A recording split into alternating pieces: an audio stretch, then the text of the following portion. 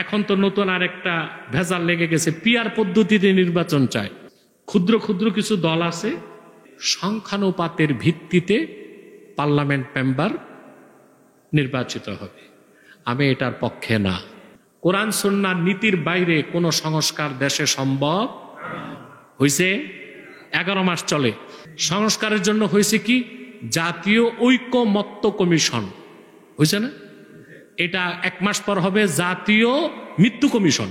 কোনো ভালো কাজ বা ন্যাক কাজেও ইহুদি খ্রিস্টান কাফের মুশরিকদের অনুসরণ তো দূরে থাক, সাদৃশ্যও থাকতে পারবে না।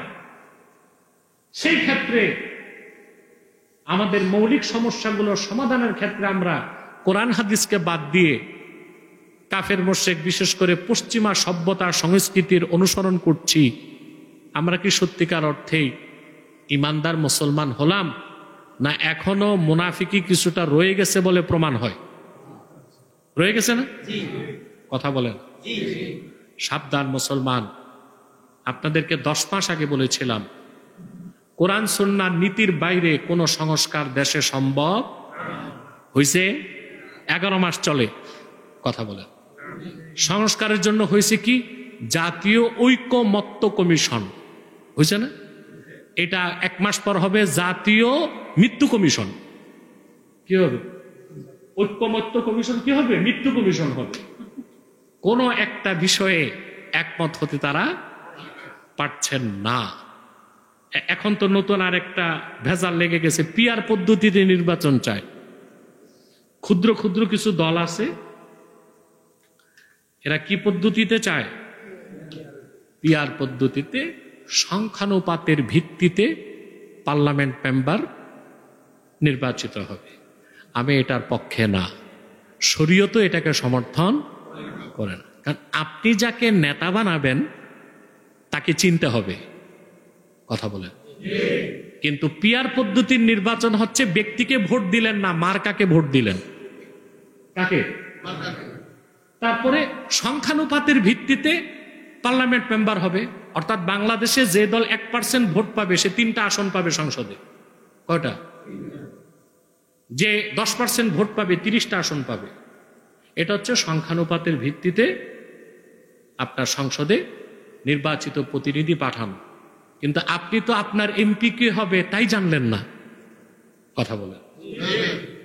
তো পরবর্তীতে দেখা গেল সংখ্যানুপাতের ভিত্তিতে নির্বাচন হয়ে গেল, আপনার এলাকার ভাগে পড়লো এমন এক এমপি যে মাদারজাত চোর।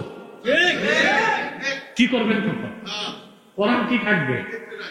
আমি কিন্তু গালি দেই নাই। মাদারজাত চোর মানে জন্মসূত্রে চোর, মানে ওর বাপও চোর ছিল, ও কি চোর। কিছু করার থাকবে? 2 নাম্বার সমস্যা যেটা হবে আমি বলে দিচ্ছি, আমাদের দেশের জন্য হুমকি পিয়ার পদ্ধতিতে নির্বাচন। কেন? বাংলাদেশে হিন্দুদের ভোট আছে লক্ষ লক্ষ। এই হিন্দুরা, হিন্দু বৌদ্ধ খ্রিস্টান ঐক্য পরিষদ যদি পিয়ার পদ্ধতিতে নির্বাচনে অংশগ্রহণ করে, তা তারা সংখ্যানুপাতের ভিত্তিতে জাতীয় সংসদে অসংখ্য আসন পেয়ে যাবে। বাংলাদেশে যে পার্বত্য চট্টগ্রামে আছে উপজাতি, তারা দীর্ঘদিনের দাবি তাদেরকে আদিবাসী স্বীকৃতি দিতে হবে। আমরা বলি আদিবাসী না, তারা উপজাতি। তারাও পিয়ার পদ্ধতিতে নির্বাচন করে সংসদে অসংখ্য আসন নিয়ে নিবে। তখন হবে কি? ভবিষ্যৎ বাংলাদেশের স্বাধীনতাই হুমকির মুখে পড়ে যাবে। যে সরকার হবে, সরকার যে হবে, সে হবে একটা প্যারালাইজড গভর্নমেন্ট, আর দেশ হবে একটা প্যারালাইজড স্টেট।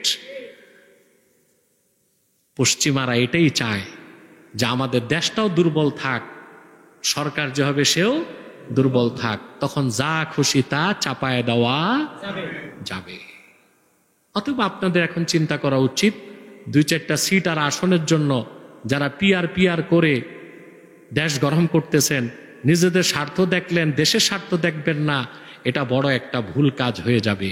মোটের উপর আমি যেটা বলবো, পশ্চিমাদের কোনো আদর্শ অনুসরণ করা মুসলমানদের সুযোগ নাই। কারণ শরীয়তের বিধান হচ্ছে কাফের মুশরিক বেঈমানদের সাদৃশ্য রেখে কিছু করা যাবে না, বরং তাদের সাদৃশ্য হয় এমন কাজে বিরোধিতা করতে হবে। কি করতে হবে? বিরোধিতা করতে হবে। প্রিয় ভাইরা, পরকালের মুক্তির জন্য শুধু সুন্নতের অনুসরণ করবেন না, ইহকালের কল্যাণের জন্য সুন্নতের অনুসরণ করতে হবে। ইমাম আহমদ বিন হাম্বল তার মুসনাদে একটা হাদিস রাওয়ায়াত করেছেন। রাসূল করিম সাল্লাল্লাহু আলাইহি ওয়াসাল্লাম ইরশাদ করেছেন, বুইস্তু বিস-সাইফি বাইনা ইয়াদাইস সাআ হাত্তা ইউবাদাল্লাহু ওয়াহদাহু লা শারীকা লাহ ওয়া জুইলা রিজকি তাহতা যিল্লি রুমহি ওয়া জুইলা যিল্লাতু ওয়াস-সাগারু আলা মান খালাফা আমরি ওয়া মান তাশাব্বাহা বিকওমিন ফাহুয়া মিনহুম। আহমদ বিন হাম্বল তার মুসনাদে মারফু মুত্তাসিল সনদে এই হাদিস বর্ণনা করেছেন। রাসূল করিম সাল্লাল্লাহু আলাইহি ওয়াসাল্লাম ইরশাদ করেছেন, বুইস্তু বিস-সাইফি বাইনা ইয়াদাইস সাআ, আমি মুহাম্মদ সাল্লাল্লাহু আলাইহি ওয়াসাল্লামকে আল্লাহ তাআলা তরবারি দিয়ে প্রেরণ করেছেন। এর মানে আল্লাহ আমাকে প্রেরণ করে আমার উম্মতের উপর জিহাদকে ফরজ করছেন। কতদিন? যতদিন পর্যন্ত না সমগ্র পৃথিবীর মানুষ এক আল্লাহর ইবাদত শুরু না করে। সুবহানাল্লাহ বলবেন।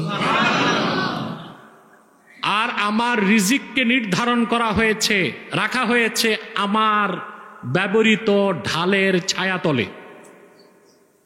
ওয়াজুইলাত যিল্লাতু ওয়াস-সাগারু আলা মান খালাফা আমরি, আর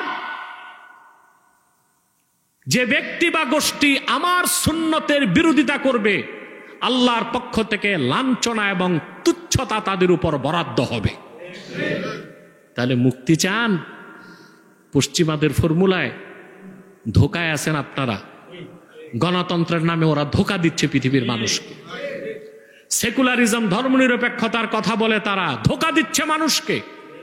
আজকে দেখতেছেন নিউ ইয়র্কে মেয়র পদপ্রার্থী একজন মুসলিম নামধারী, মামদানি, কিন্তু এ কোনো খাঁটি মুসলমানও না, নামটা শুধু মুসলমানের। তে আমেরিকাতে কথা উঠতেছে যে এই লোক তো মেয়র হইলে খেলাফত কায়েম করবে, যে লোক নামাজ পড়ে না একত্র, ইসলামের মৌলিক বিশ্বাস নাই, শুধু নামটা মুসলিম, বলতেছে সে যদি ক্ষমতায় যায় খেলাফত কায়েম করে ফেলবে নিউ ইয়র্কে। প্রেসিডেন্ট ট্রাম্পের মতো মানুষ, এটা তো এমনি জোকার, পাগলা, খেপাটে, সেও খুব মন্তব্য করতেছে এই মুসলিমকে মেয়র হতে দেওয়া হবে না। আর বাংলাদেশে পশ্চিমাদের আদর্শ অনুসরণ করে, সভ্যতার অনুসরণ করে একদল দাড়িওয়ালা, টুপিওয়ালা মৌলবী সাহেবরাও আজকে মাঠে নামছে, রাজনীতিতে উদারতা দেখায় যে আমরা কে মুসলিম কে অমুসলিম এগুলো দেখার দরকার নাই, কাফের মুশরিক বেঈমান সব আমরা ভাই ভাই, একসাথে আমরা দেশ চালাবো। নাউজুবিল্লাহ বলবেন না? ভাই বানানোর আর মানুষ পায়নি। আল্লাহ আমাদেরকে পশ্চিমাদের অপসংস্কৃতি ও সভ্যতা নামের অসভ্যতা থেকে রক্ষা করুন। বলুন আল্লাহুম্মা আমিন। আল্লাহ আমাদেরকে সুন্নত তরিকায় চলার তৌফিক দান করুন।